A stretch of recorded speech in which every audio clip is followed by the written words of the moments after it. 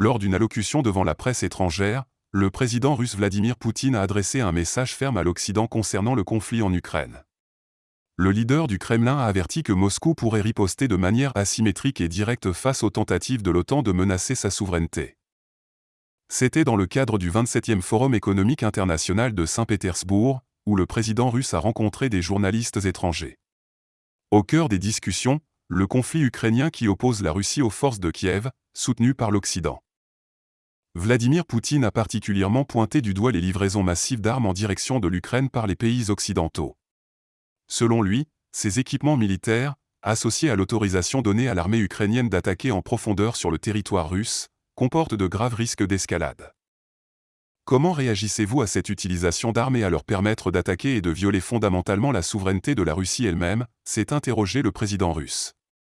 Un avertissement clair adressé aux pays de l'OTAN qui soutiennent Kiev dans ce conflit. Pour le lieutenant-colonel à la retraite de l'armée américaine Earl Rasmussen, consultant international, ces frappes ukrainiennes ne ciblent pas que des objectifs militaires, mais visent aussi des zones civiles. Il s'agit essentiellement d'autoriser et de soutenir le terrorisme, a-t-il dénoncé.